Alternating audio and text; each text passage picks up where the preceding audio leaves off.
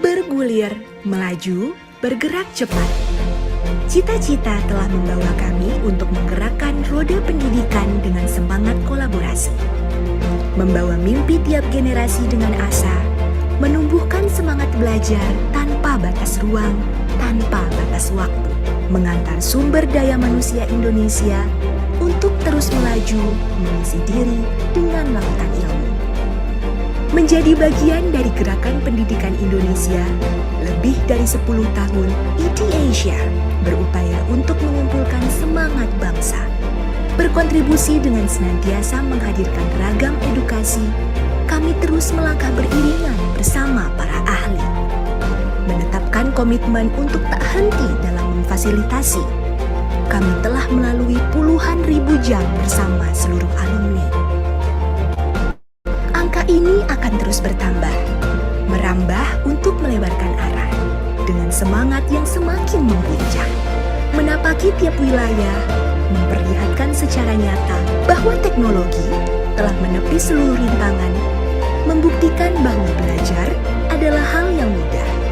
IT Asia mendukung pergerakan kualitas sumber daya manusia dengan pemberian pelatihan melalui public training, in-house training, serta event consulting dan organizer. Ketiganya telah membuktikan bahwa kami memiliki konsentrasi penuh dalam mewujudkan generasi menduduki standar tinggi yang semakin berkompetensi. Kami berkomitmen untuk menggerakkan ambisi kami dengan 5 landasan utama. Hadir sebagai mitra kredibel, memberikan pelayanan terbaik secara responsif, mengorganisir beragam program dengan fokus pada metode interaktif, menerapkan semangat kolaborasi dalam setiap langkah kami, serta menyajikan solusi komprehensif yang layak guna melalui beragam program edukasi dan pelatihan.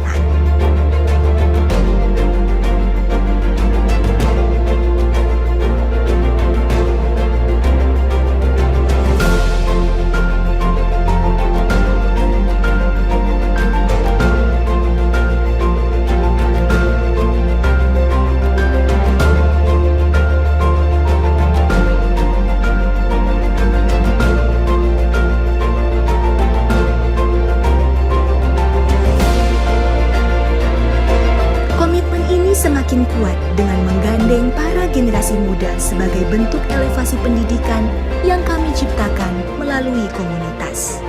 Cita-cita kami dalam menghapus batas ruang dan waktu dalam belajar, melejitkan kualitas sumber daya manusia se-Asia, akan terus membumbung tinggi bersama dukungan dari seluruh lini tanpa henti.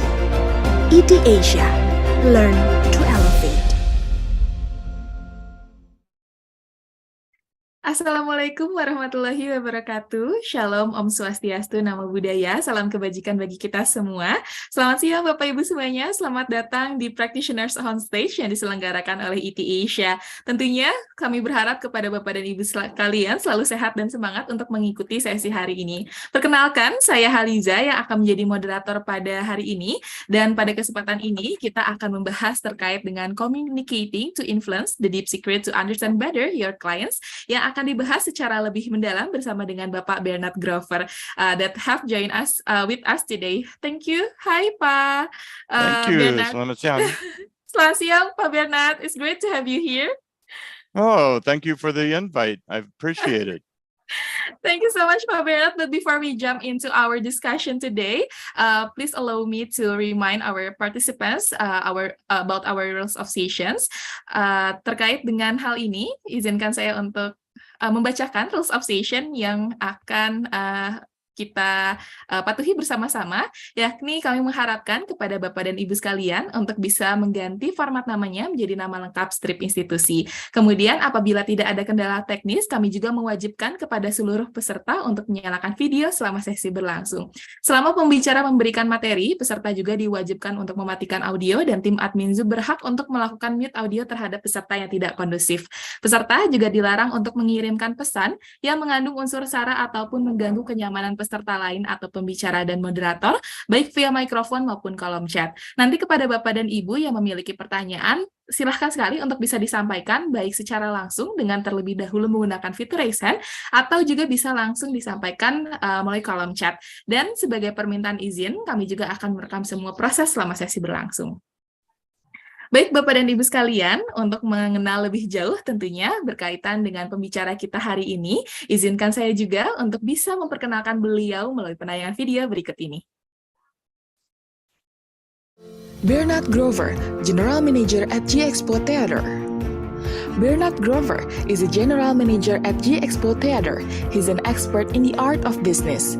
In the course of his career, Bernard started as a producer or director at the MD Anderson Cancer Center, Houston in 1991 and has other experiences as a creative director, managing editor, and executive director of operations. He has over 40 years of experience in broadcast, print, theater, event organization, conventions and exhibitions, corporate communication, and marketing and business development. Among his personal projects, he publishes 2 popular blogs with over 3 million views and produces a streaming program that interviews extraordinary people from various fields. Currently, Bernard manages all aspects from creative, technical, and business of Indonesia's premier 2,500-seat Fine Arts Center, the Jakarta International Theater. Please welcome Bernard Grover, General Manager at JIEXPO Theater.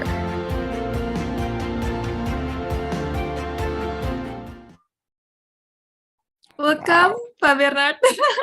Wow. It's very nice to have you to speak here, as well as I think it is very, we are in the good hands to speak with you about the communication, and we're very interested to know more about the meaning of influence communication and why it should be mastered. Since if I have to also highlight about this theme to our participants, that effective communication with clients maybe is not something that most lawyers give much thought, and this trend starts in law school where the focus tends to be on substantive law and legal theory. And if communication is even mentioned in my history and in my experience back in my law school era, it's always in the context of oral argument to the court or written memos of law. So the importance of clear communication with client is not often discussed, and the techniques for doing so are rarely fodder for classroom discussion. So I'm very eager to know more about this. So I think to start the discussion, I would like to know more from your perspective about this. Maybe you can share with us about the meaning of the influencing or the communications that should be mastered by lawyers. Well, in my experience, the professionals in the communication industry, like lawyers and doctors, marketing and sales, they are normally the worst communicators because they don't give people information. And there are several reasons for this. One, they think they already know all the answers, and so you just get out of the way and let me work. And this is a bad strategy, because then the client feels like they are not part of their own case, their own file. It's like if you go to the hospital and the doctor comes in and looks at you and, you know, scratches his chin, goes, and then gives instructions and leaves and doesn't tell you anything. You don't know, are you going to die? What's the problem? You know, what are you giving me? What's the medicine? I want to be part of my healing. And it's the same with lawyers. The law is a scary thing because many people don't understand it. It's a strange thing that uses lots of magical words and special documents, and it just seems scary to most people. And the job of the lawyer is to educate the client, make them feel like they're part of it, and give them value added. They're paying a lot of money for a lawyer. Lawyers are not cheap. Doctors are not cheap. So they want to know that they're getting something for their money, and not just you walk away and do a bunch of paperwork and then come back and tell them yes or no.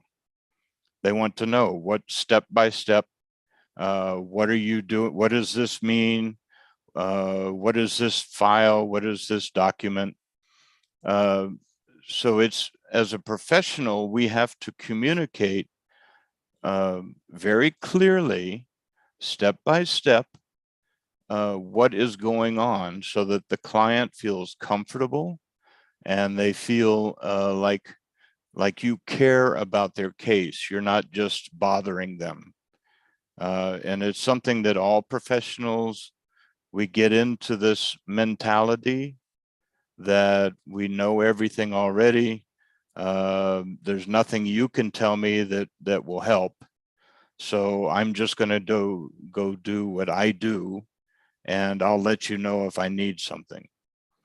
And that is the worst thing in the world for a client. They feel alone. They feel nervous because, you know, if they have a lawyer, then something is wrong. It's not always just a contract or filing a PT or something like this. It's, you know, it can be something very scary. And when I work with a lawyer, I like to know, you know, what is the process? What are we going to do? What are you going to file? What are you going to mail? What are you going to, who will you talk to? That kind of thing. I mean, does that make sense to you? Yes, it is.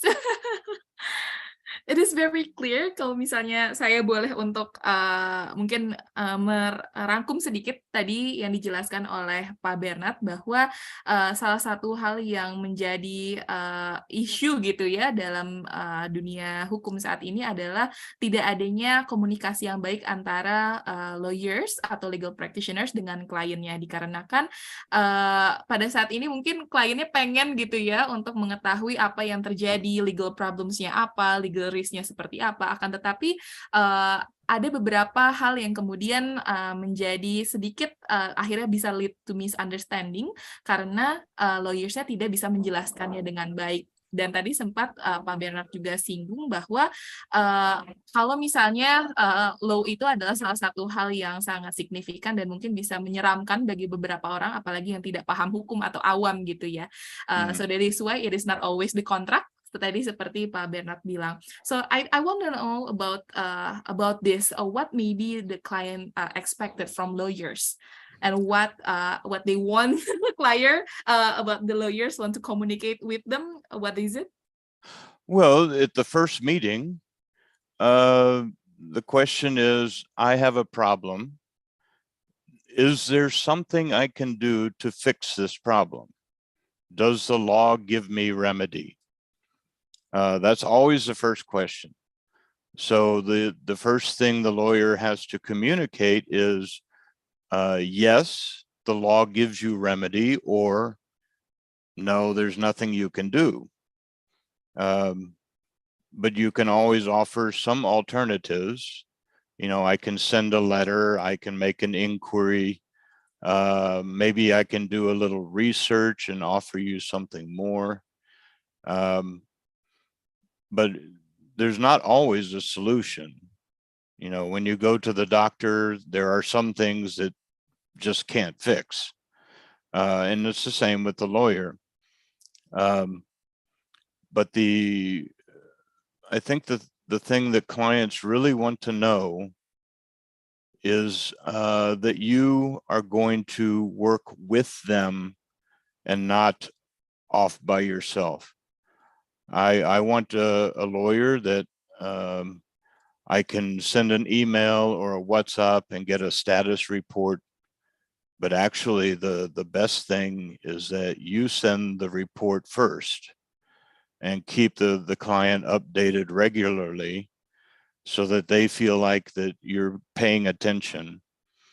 And we all know lawyers, you know, you have several clients, and you're hitting the clock for each one. So you have your billable hours. Okay, but it only takes a minute to send a note to say no movement today, or I'm expecting a call from somebody. But just give a quick update. It doesn't take much to make the client feel like they're important. That's all you need to do. Okay, I think it is very important and very crucial to the clients to feel reassured about it. I think they want to feel in a good hand within the works from their clients. I mean the lawyers. Jadi kalau misalnya saya boleh rangkum bahwa tadi Pak Bernard bilang bahwa salah satu hal yang diinginkan dari perspektif klien adalah ketanggapan gitu ya, kecepatan dari seorang lawyer ini untuk memberikan report status kepada kliennya. Misalnya hari ini dikasih apa nih, kira-kira reportnya kenapa dan apa yang sedang dikerjakan oleh lawyersnya, sehingga mereka bisa mengetahui dan mengetahui lebih mendalam berkaitan dengan mereka mungkin bisa membantu apa dan merasa dilibatkan dalam setiap prosesnya. Jadi kalau misalnya di highlight sedikit adalah merasa untuk klien bisa dimasukkan dalam setiap prosesnya, itu menjadi salah satu hal yang diinginkan oleh lawyers. So, Pak Bernard, if that's the issue that maybe not most lawyers regularly update the report, does in what degree the meaning of influence, communicating with influence, then should lawyers always give the client reassured about they will be okay, there always be legal remedy, which are not always the case. What do you think about it? Yeah, I mean, there's not always something to say, but I think, like, if you take a time on Friday afternoon and the clients that you have not talked to that week, send them a quick note. Nothing has changed. Still waiting on response, whatever the answer is, but it's only 2 or 3 sentences. It takes 30 seconds, and you give the client an update, because if they don't hear something, they're thinking, I'm spending how many millions per hour and I get nothing back. Nobody talks to me. And I also feel it's important with something like law or medicine, some kind of very complex thing like this, to educate the client. For instance, okay, your case is covered under law number 2019, law number 68 in the year 2019 concerning motorcycle registration. Okay, and the law says this. And now the client says, oh, now I know. Now I see the law, because they don't know where to find it. They don't know what it says. All they know is that they have a problem and they're looking to you for a solution. But it's dangerous, not dangerous, but it's the best practice to inform the client on how his file, his problem works. This is the law that covers your problem. And here is what we're going to do to find a solution. And that's why it's going to cost you 50 million rupiah. Because if you're charging a lot of money, where is it going? What are you going to do for that money? And at the same time, keep me informed, so I can say, oh, wait, that's not right. That's not what I want. So you're checking with the client every step and making sure that they understand, but that they also approve. because I don't want a doctor just sticking needles in my arm. What is it? Tell me what it is. What does it do? Can I expect? How much does it cost? You know, there's many questions I have, and it's the same with lawyers. I don't understand everything about the law, and I need you, the professional, to educate and inform me about how we're going to make a solution. It is very interesting. Kalau misalnya tadi Pak Bernard sempat bilang bahwa kalau misalnya jadi lawyer ini mirip-mirip kayak dokter. Kalau misalnya kenapa pentingnya untuk selalu checking up kepada clients-nya untuk make sure apakah yang dibuat oleh lawyers-nya berkaitan dengan progress report dan lain sebagainya itu sesuai dengan keinginan dan kebutuhan kliennya, dan tentunya tidak menegasikan terkait dengan peraturan perundang-undangan yang ada. Tadi diibaratkan hal yang lucunya, jangan main suntik aja gitu ya. Kita nggak tahu itu ternyata obatnya apa dan biayanya berapa. Jadi it is very important untuk seorang legal practitioners, counsel or consultant gitu ya, untuk selalu memastikan bahwa yang dikerjakannya ini sesuai dengan apa yang dibutuhkan oleh kliennya. Bapak dan Ibu sekalian, saya juga ingin informasikan bahwa sesi kali ini sangat dinamis. Apabila ada yang ingin ditanyakan, boleh secara langsung untuk bisa di-interrupt saja untuk di-raise hand dan atau menyimpan pertanyaannya di kolom komentar. So, Pak Bernard, it is very interesting about your answers, but I want to tracing back our previous discussion is about when we already have the clients. But I want to tracing back to where when we doesn't have the clients and we need to find it.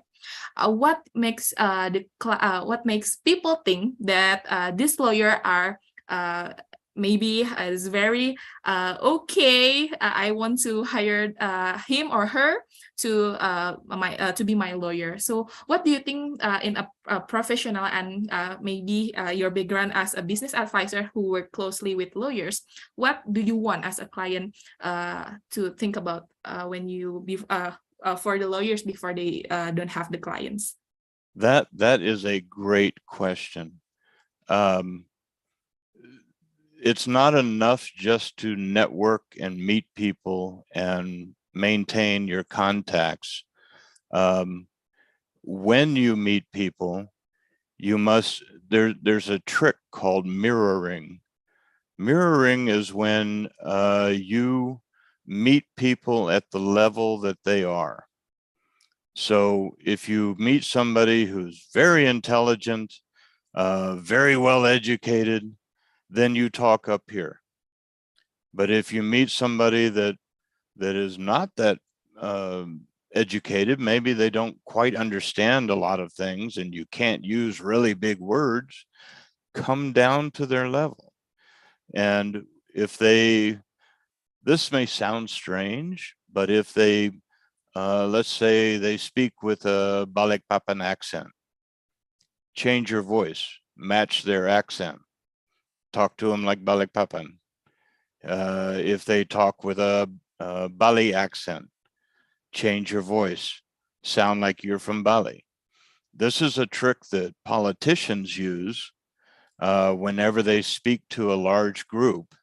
They will always use vocabulary and the voice that matches their audience. It's called mirroring, and it's a difficult skill to master, but it's very, very effective. People like feeling that you're on the same level with them. They feel intimidated if you're up here and they're down here. And they don't feel like you can help them if they think you're down here and they're up there. So you always try to match people at whatever level they are. And it's called mirroring. You do things like body language, facial expressions, accents, dialects, and in particular, you focus on something like vocabulary. Don't throw big words at somebody that doesn't understand them, because then they just get intimidated and they walk away. Besides mirroring, confirming when you're talking to somebody, always agree with them. Let them know that you are hearing them, and occasionally repeat something that they say so that they know that you've heard it. It's a simple trick, and if you get good at it, you don't even have to listen to look like you're listening. But don't do that. Be sincere about it. But it's a thing where you confirm their questions, you confirm their concerns by repeating them back to them. The client may tell you, "I'm really worried about this contract." "Oh, yes, yes, yes. I can see that you would be worried about that contract." So what you've done is you've confirmed what they told you, and that lets them know that, okay, he heard me. He knows what my concern is. And always ask questions, even if you know the answer.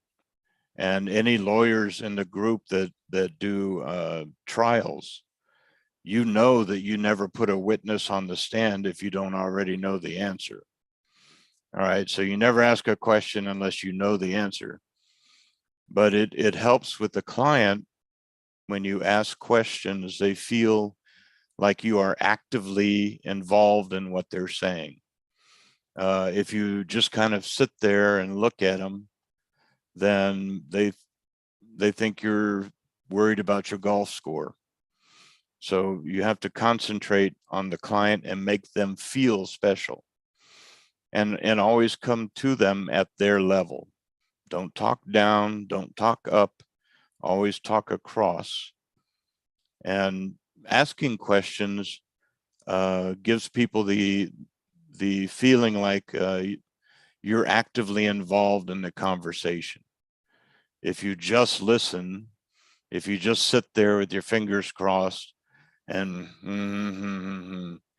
then people think that your mind is somewhere else and you're not really listening to what they're saying. It is a nice tips from Mr. Bernard here. We have maybe like a general capture about what we should do when we lawyering, right? Jadi tadi Pak Bernard bilang bahwa salah satu hal yang menjadikan bahwa lawyer ini diincar atau dicari dan dipercaya gitu ya oleh seseorang yang mungkin nggak kenal siapa kita adalah salah satunya dengan cara kita berkomunikasi. Dan networking itu tidak cukup kalau misalnya hanya sebatas network saja gitu, kenal tapi tidak di-maintain.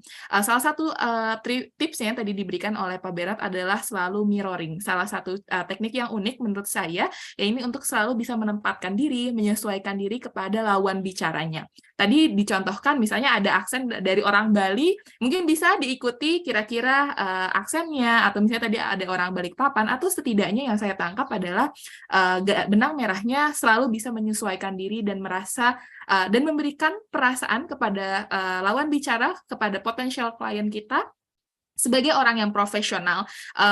Tadi salah satu hal yang dicontohkan juga, jangan big words itu maksudnya jangan ngomong yang terlalu tinggi kalau misalnya ternyata orangnya juga nggak ngerti apa dengan kompleksitas tentang bahasa-bahasa hukum yang dimiliki, orang justru jadi terasa terintimidasi seperti itu. Salah satu yang penting juga dari berkomunikasi adalah tentang body language-nya, facial expressions-nya, dialects-nya, dan hal-hal yang ini ternyata digunakan oleh berbagai macam public figure, salah satunya adalah politicians atau politisi, dan selalu memberikan validasi atau konfirmasi kepada lawan bicara terkait dengan hal-hal yang sedang dibicarakannya seperti itu. Misalnya tadi dicontohkan, oh ya lagi ngerasa nggak enak nih dengan kontraknya, worry tentang kewajiban mungkin yang ada di dalam kontraknya, itu mungkin bisa di-capture oleh lawyer untuk ada dalam muatan kontraknya seperti itu. So Pak Bernard, before we moving into our question, there are lots of things that I want to ask to you, but there is Miss Diah Kalpika that has deliver her questions in the column chat. I would like to read it aloud.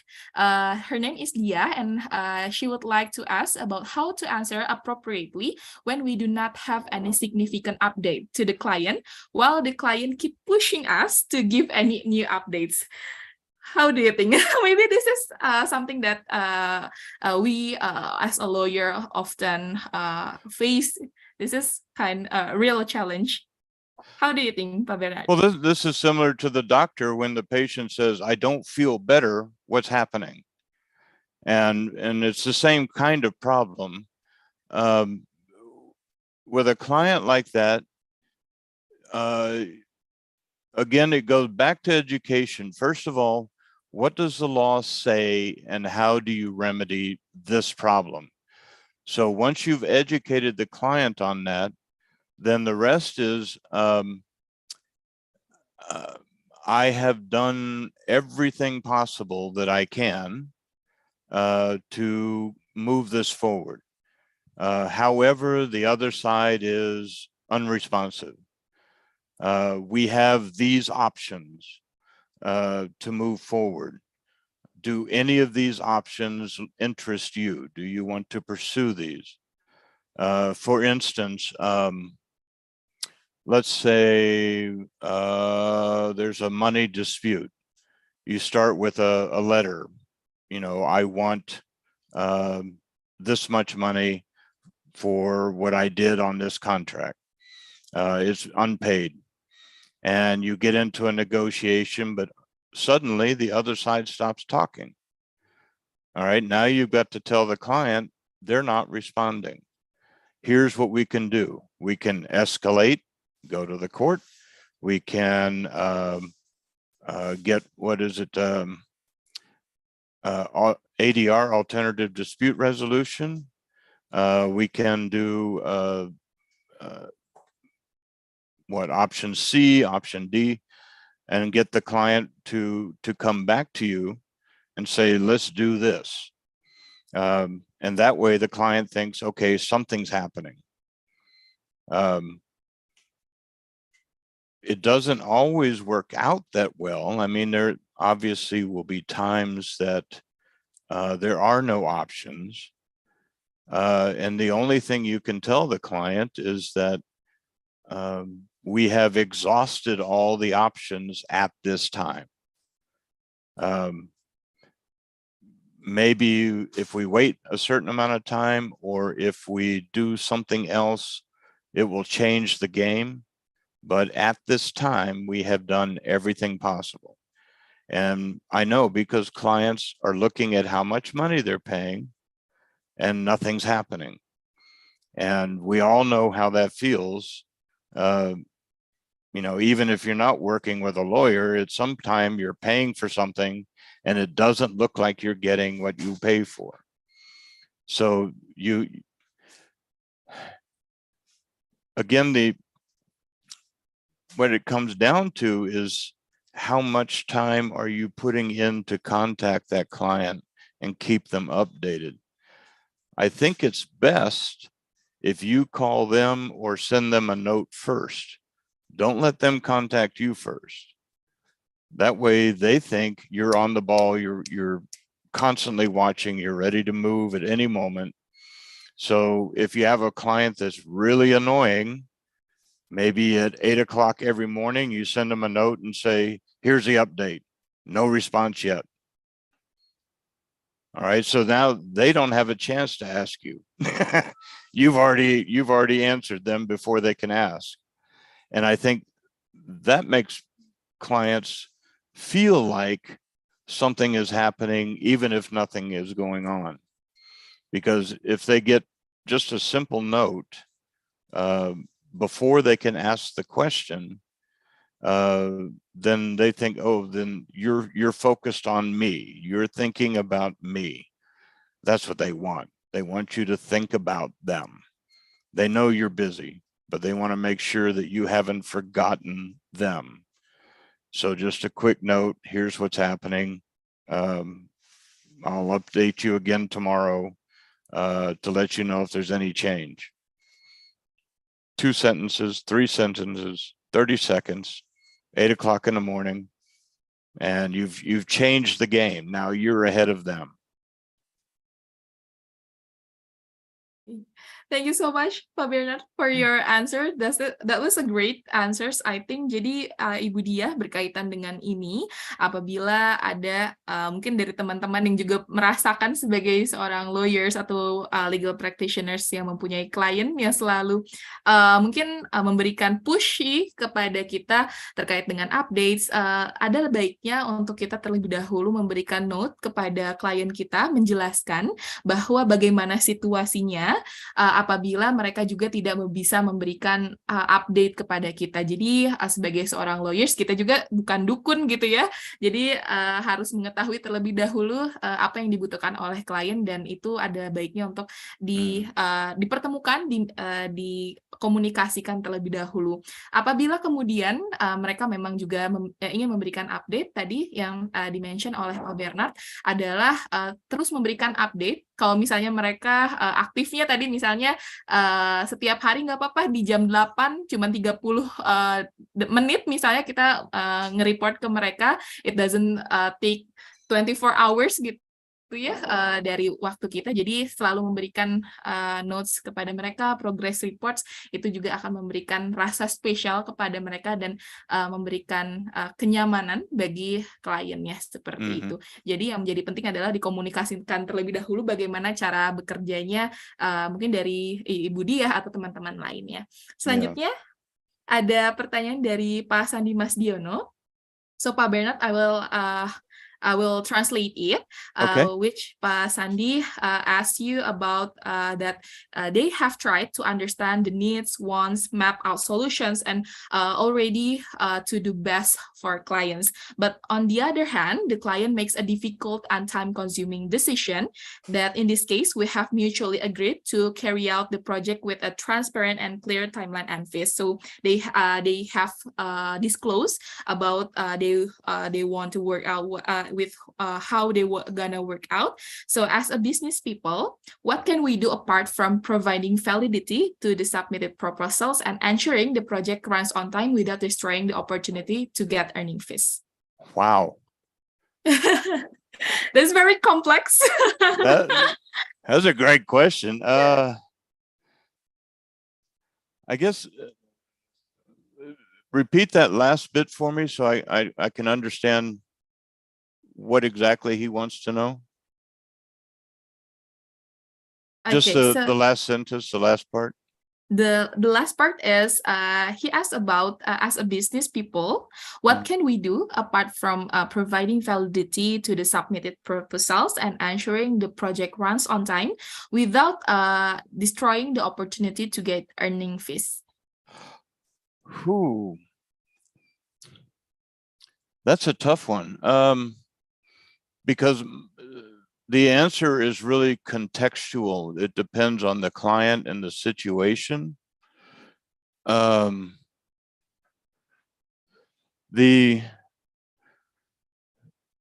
general, the key would be to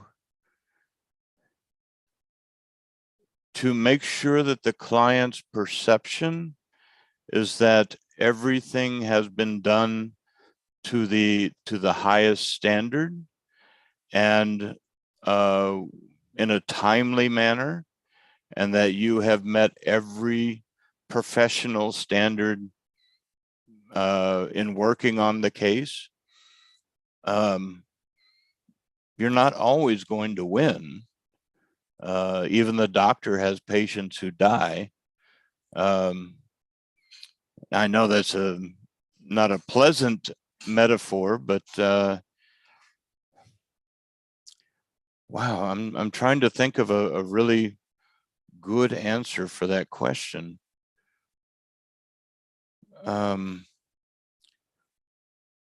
My temptation is to stay general and just say, you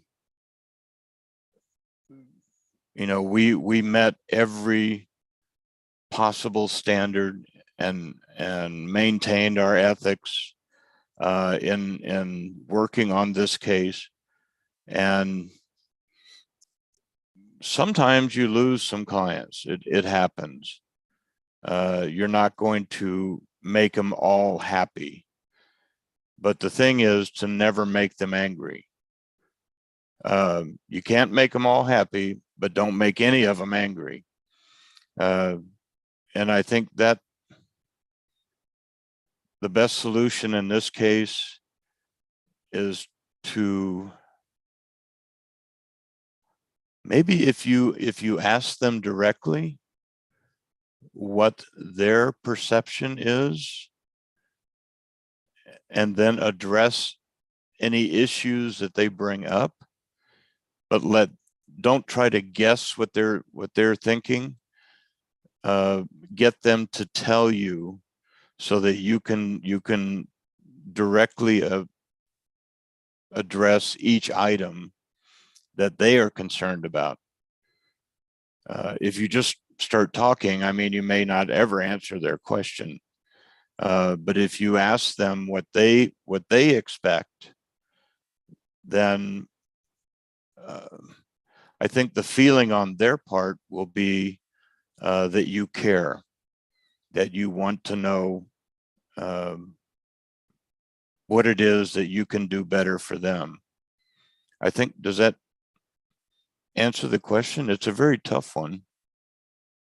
I think it is, but maybe we can discuss it later, or maybe Pak Sandi also can maybe give us a context. But if it's not, I think the answer is quite great.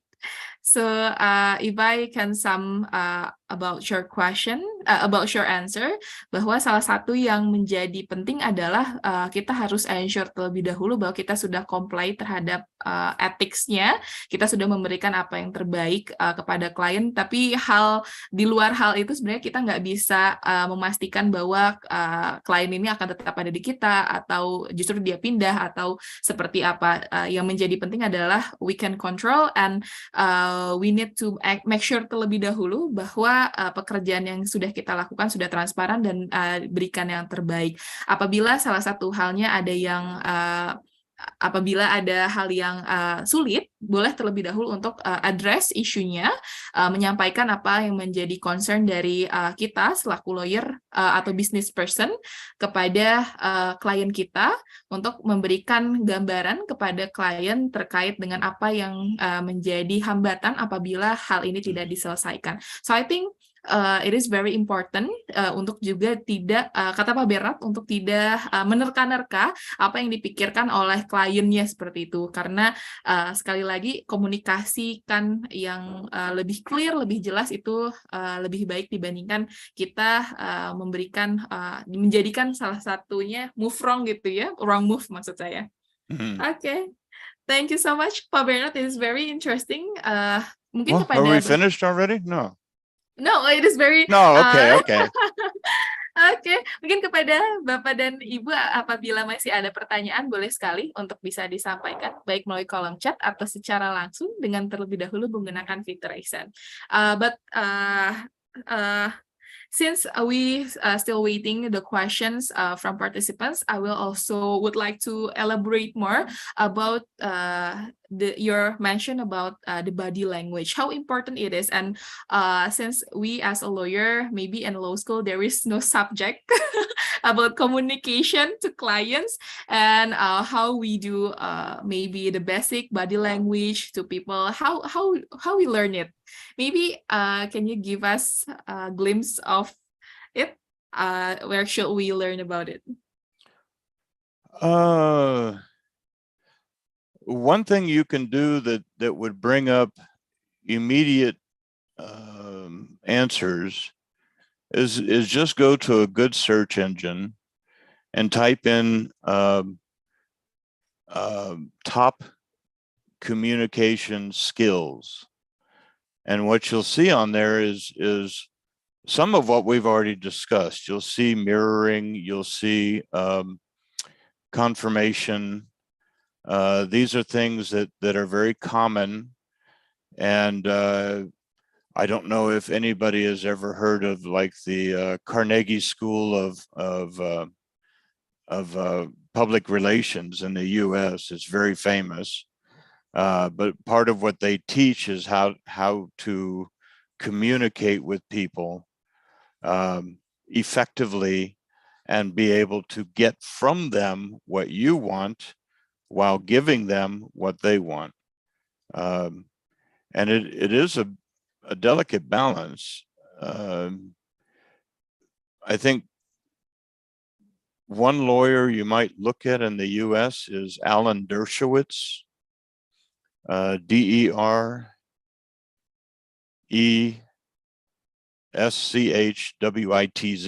Alan Dershowitz, very famous.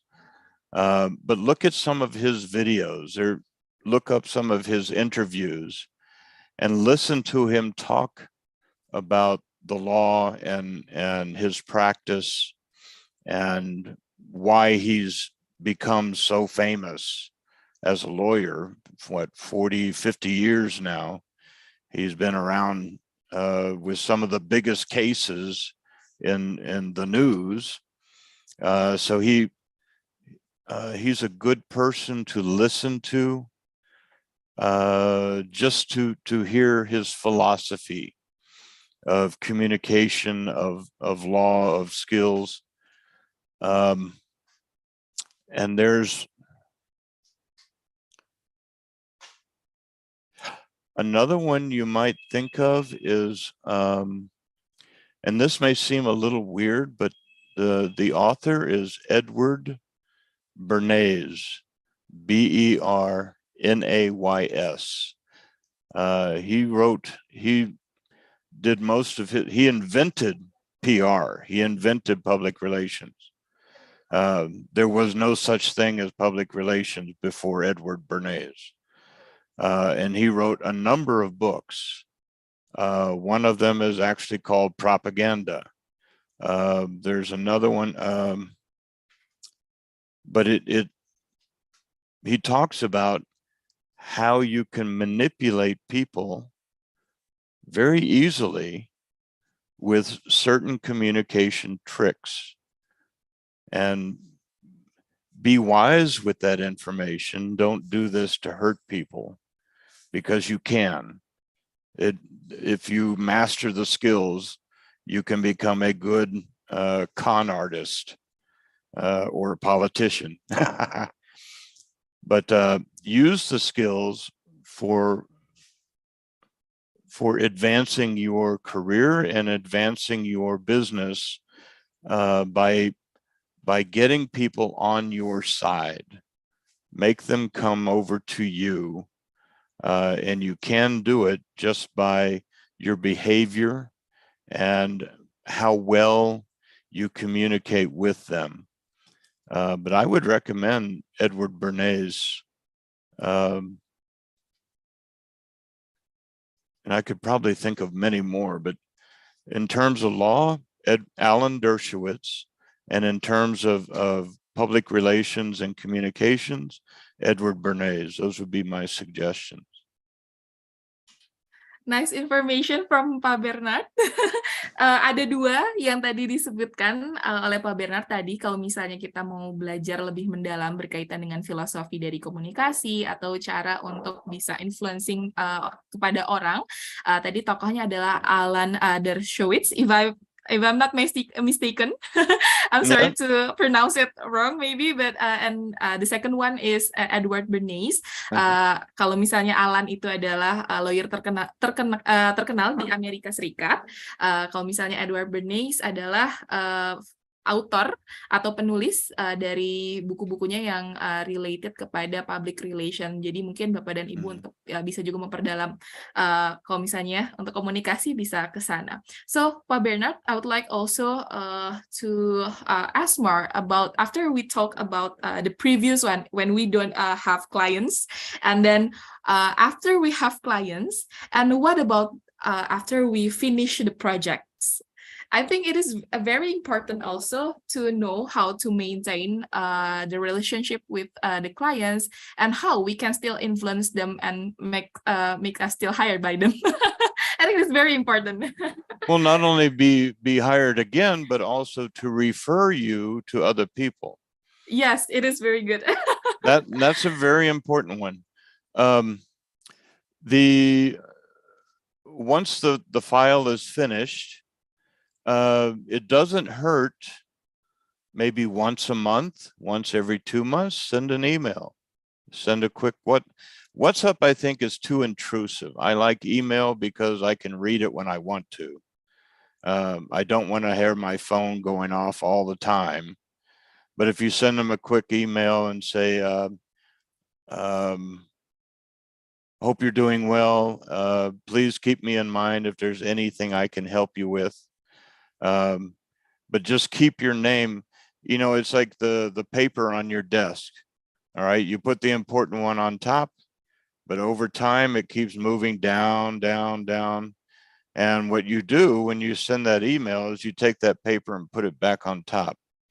So you just keep your name always floating back up to the top, and don't be intrusive. Don't make it a sales call.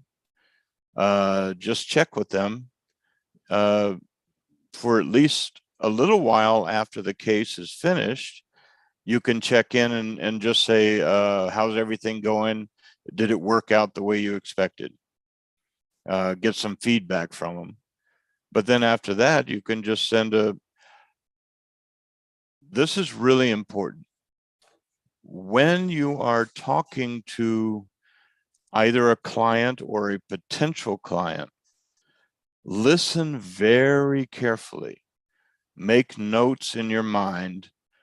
What are their interests? What are their hobbies? What about their family? Try to get a birthday from them.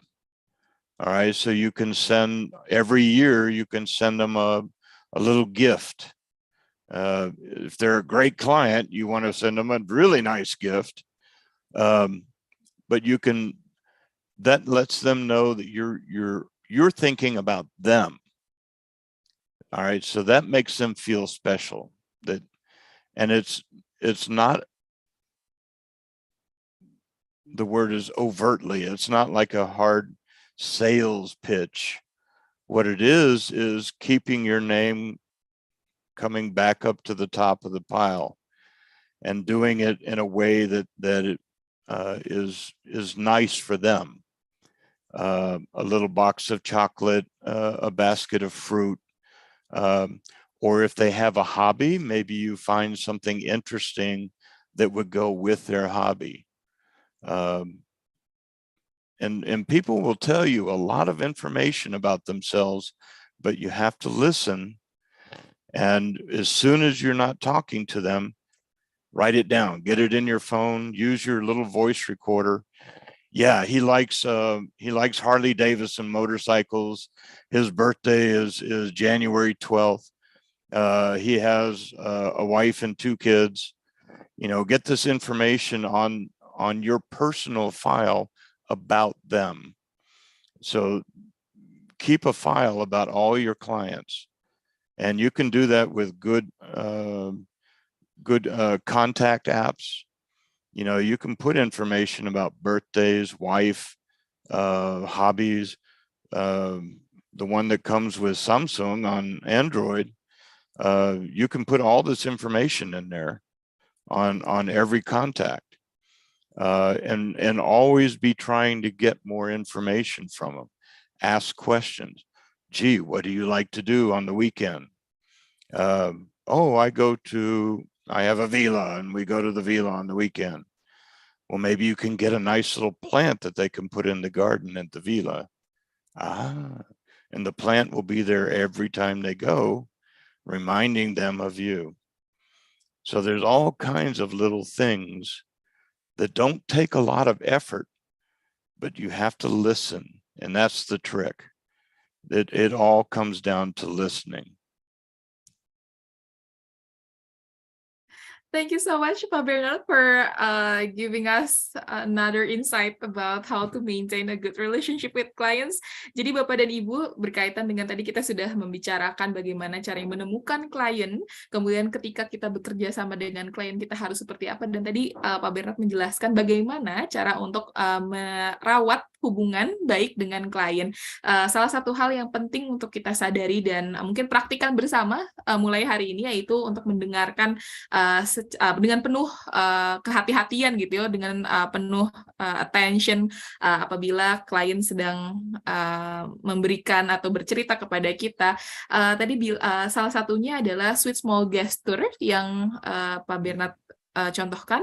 Misalnya kita bisa setelah project-nya berakhir, mungkin kita bisa memberikan thank you email kepada mereka. Kemudian juga ketika kita masih bekerja sama, kita juga pastinya nggak selalu berbicara berkaitan dengan proyek itu terus kan. Jadi pasti akan ada hal-hal lainnya yang diceritakan oleh klien.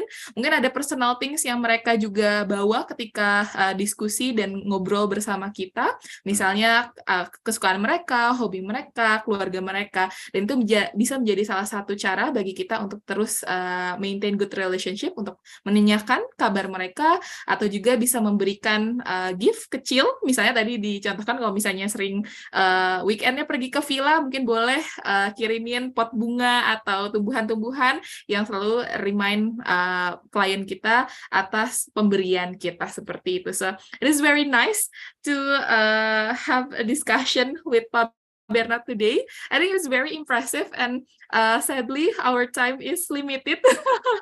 But I think we can cover everything about the communicating to influence. I think it is very great to have you to speak here and share your experiences and your thoughts to us today. So thank you so much, Pak Bernard. And if I may offer, if there are other questions, please email them to me. And I can send you the answers, and you can get them back to everybody that has asked something. I'm Sure. happy to do that.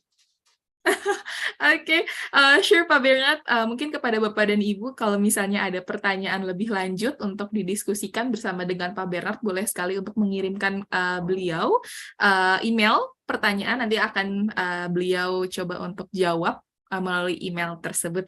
I think maybe we can receive your emails too to send to our participants today. Yes. Okay. Thank you so much, Pak Bernard, for your time. But sadly, we're in our last station, and of course, since I really enjoy to have a discussion with you in this afternoon. So before I wrap up this session, I would like to also give you the time to having a closing statement for this topic. Ooh, a closing statement. Ladies and gentlemen of the jury, well, I really appreciate this opportunity to talk to everyone here. I'm very interested in communications. My degree is in communications. I've studied it all my life. I've worked in every conceivable medium you can imagine.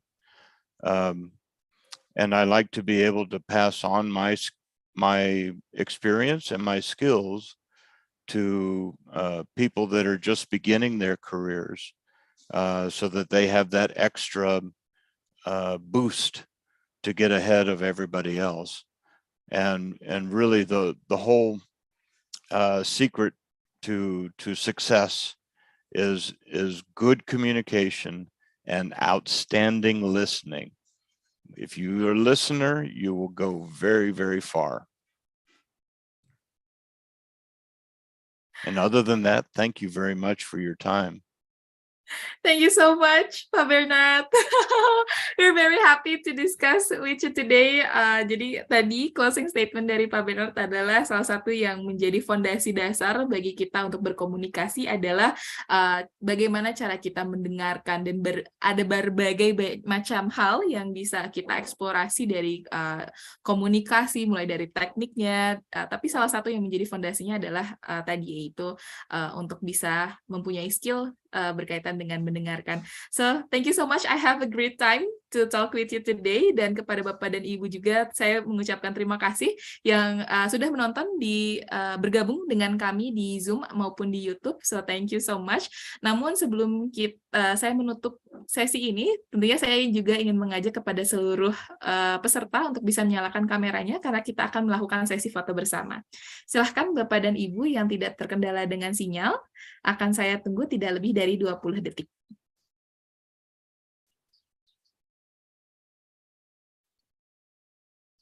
Baik, silahkan kepada Bapak dan Ibu yang tidak terkendala dengan sinyal, boleh untuk menyalakan kameranya karena kita akan melakukan sesi foto bersama. Baik, foto akan saya mulai dalam hitungan ketiga, 1, 2, 3. Boleh sekali lagi, 1, 2, 3. Baik, terima kasih banyak sekali lagi saya ucapkan kepada Pak Bernard. Pak Bernard, I hope we can meet you in another time. And of course, we are having a small discussion with you, a webinar series that talking about communications. Jadi ketika Bapak dan Ibu untuk mendalami komunikasi dan tentunya masih punya berbagai macam teknik gitu ya untuk dikuasai berkaitan dengan komunikasi yang harus dikuasai oleh legal practitioners. ITE Asia saat ini sedang menyelenggarakan terkait dengan level up essential soft skills for lawyers and legal practitioners yang tentunya akan membantu Bapak dan Ibu untuk yang berkarir menjadi praktisi hukum untuk mengakselerasi kemampuan berkomunikasi, gestur, personal branding, dan professional business etiquette yang tentunya sangat berguna untuk meningkatkan karir Anda. Bagi Bapak dan Ibu yang menghadiri POS hari ini, Anda memiliki kesempatan dan offering spesial dari ITE Asia dan bisa untuk menanyakan kepada admin kami berkaitan dengan syarat dan ketentuan selanjutnya. Dan saya juga ingin berterima kasih kepada seluruh peserta dan juga jangan lupa untuk bisa mengikuti lini masa di ITE Asia. Kami hadir di Instagram di it.asia, kami juga hadir di LinkedIn atau juga bisa langsung subscribe YouTube kami yang tentunya menyimpan banyak diskusi dan informasi yang berguna bagi Bapak dan Ibu semuanya. Mohon maaf juga dengan demikian atas kesalahan kata ataupun tindakan, saya Haliza pamit untuk undur diri. Sampai jumpa di sesi Practitioners on Stage dan kesempatan berikutnya. Selamat siang. Thank you Pak Bernard for your time. Thank you. Terima kasih banyak semua. Terima kasih banyak Pak Bernard.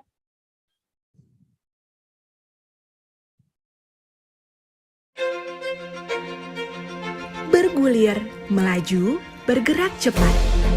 Cita-cita telah membawa kami untuk menggerakkan roda pendidikan dengan semangat kolaborasi. Membawa mimpi tiap generasi dengan asa, menumbuhkan semangat belajar tanpa batas ruang, tanpa batas waktu. Mengantar sumber daya manusia Indonesia untuk terus melaju, mengisi diri dengan lautan ilmu.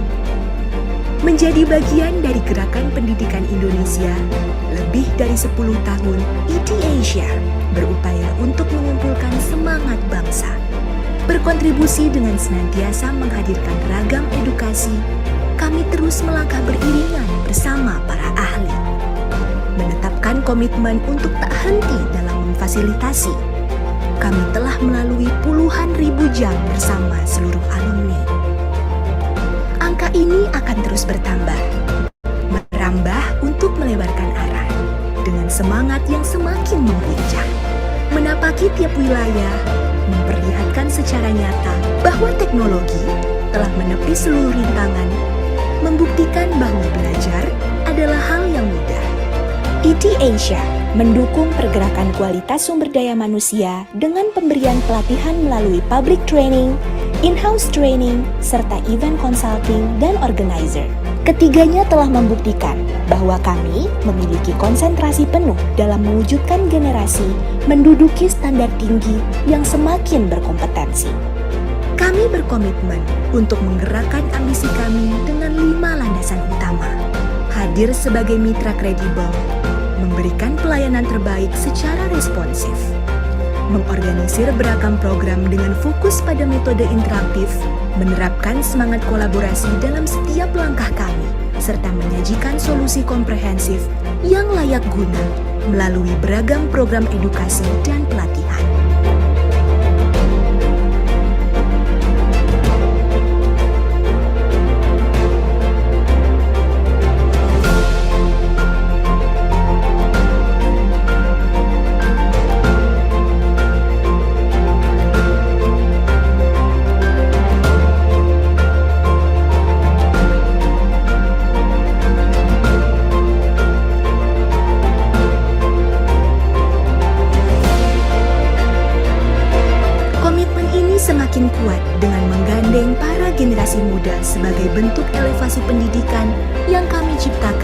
melalui komunitas.